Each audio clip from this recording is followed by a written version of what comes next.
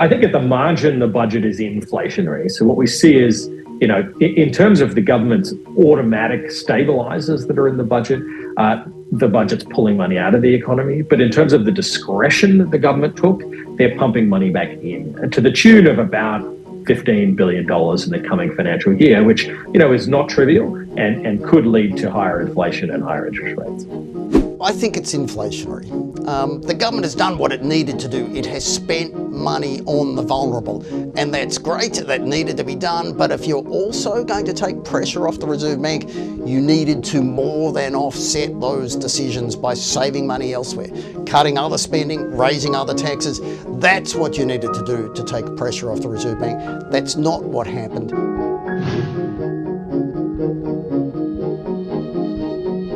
I think we've got to think about the margin, right? So the question is, if the Reserve Bank is on the fence about whether they increase again or whether they're done, I think this could tip them over the line, right? So it's very difficult to predict exactly what effect this would have in the context of everything else going on, but certainly it might lean towards a change when otherwise they would have held. There is, and let's be clear, lots of things go into the Reserve Bank's decisions, but at a time where you have an economy with an inflation problem, for the government to add extra money, extra spending power into that economy, it's a risk.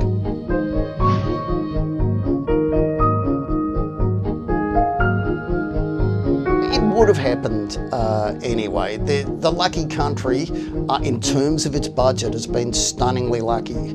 War and inflation have driven a huge surge in revenues. It's given us surplus this year. It might still actually, I would say, turn out to be a surplus in the coming year. Much skinnier deficits, much lower debt, much less of an ongoing budget problem than previously recognised. But that's not due to the decisions of the last government or the current one. It's striking economic conditions.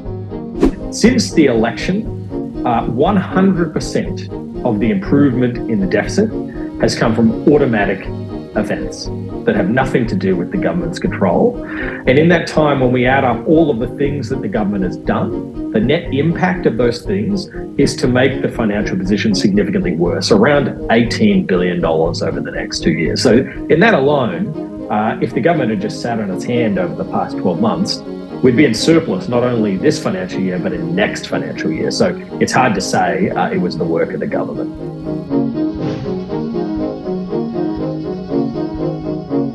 No, it doesn't. And again, its spending is very good. I don't have an objection around that, but it hasn't done enough on the saving front, cutting other spending, raising taxes, adding just too much money into an economy with an inflation problem.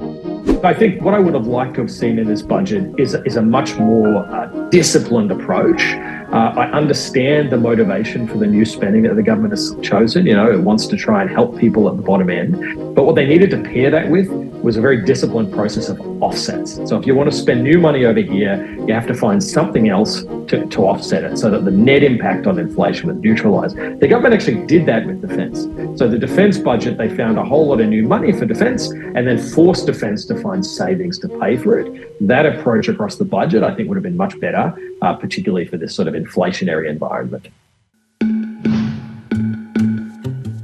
The biggest issue with this budget, I think, is that it really kicks the can down the road in terms of, reform, right? So the budget is in a massive structural deficit. Everyone's focused on the surplus in the current financial year, but, in every single other year in the forward four-year estimates, we're in big deficit. And then it only gets bigger in the long term with all of the spending pressures that we have. So, the government over the last year has made that situation worse on net. And so I worry that in the future, we have to correct the situation, and that's going to be tough medicine for people to face. Politics would say that this budget was the high watermark for courage of the current government. We run in now to the next election. Next budget will be the one before an election. If you were looking for big, courageous and bold, it would have been in last night, and I'm not sure we saw enough of that. It could be worse. That's the best compliment I could give it. The government could have spent more money. They could have buckled to all of the political pressure to do even more. As it is, they did a bit, and it's commendable that they didn't do more. But again, I would have liked much more discipline. I would have liked to see, them offset a lot of these spending decisions. Again, I'd have liked to have seen a bit more, not just because it would take pressure off the Reserve Bank, but because it helps repair the budget for the longer term. Now, that task is less tricky than it used to be, but it still needs to be done. There will be another crisis, and a healthier budget for the longer term helps with the politics and the economics of crisis fighting.